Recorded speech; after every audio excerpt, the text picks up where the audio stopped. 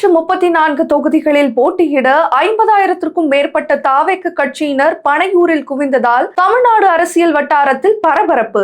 எதிர்க்கட்சியினர் அதிர்ச்சி. தமிழக வெற்றிக் கழகம் சார்பில் சட்டமன்ற தேர்தலில் போட்டியிட விரும்புவோருக்கு இன்று பிப்ரவரி 6 முதல் விருப்ப மனு விநியோகம் தொடங்கப்பட்டுள்ளது. விருப்ப மனுக்களை பிப்ரவரி 14ஆம் தேதி வரை தாவேக தலைமை அலுவலகத்தில் பெற்றுக் கொள்ளலாம் எனவும் கூறப்பட்டுள்ளது. தாவேக தலைமை அலுவலகம் அமைந்துள்ள பனையூரில் விருப்ப மனு விநியோகம் இன்று தொடங்கியது. காலை 10 மணி முதல் மாலை 6 மணி வரை விருப்ப மனுக்களை பெற்றுக் கொள்ளலாம். விருப்பமுள்ளவர்கள் அவற்றை பெற்று அதில் கேட்கப்பட்டுள்ள அனைத்து விவரங்களையும் முழுமையாக பூர்த்தி செய்து உரிய ஆவணங்களுடன் ஒப்படைக்க வேண்டும் என்று தாவேக சார்பில் தெரிவிக்கப்பட்டுள்ளது. முன்னதாக தமிழக வெற்றிக் கழகத்தின் முதல் விருப்ப மனுவை அந்த கட்சியின் தலைவர் விஜய் சார்பில் கட்சி நிர்வாகிகள் பெற்றுக் கொண்டனர். தாவேக பொதுச் செயலாளர் என் ஆனந்த், தாவேக மாநில நிர்வாக குழு தலைமை ஒருங்கிணைப்பாளர் செங்கோட்டையன், ஆதவர்ஜுனா, அருண்ராஜ், சிடிஆர், ரமேஷ் உள்ளிட்டோர் தங்களது விருப்ப மனுக்களை பெற்றுக் கொண்டனர். தனி தொகுதிக்கு 5,000 ரூபாயும் பொது தொகுதிக்கு 10,000 ரூபாய் என விருப்ப மனுக்கள் விநியோகிக்கப்பட்டன.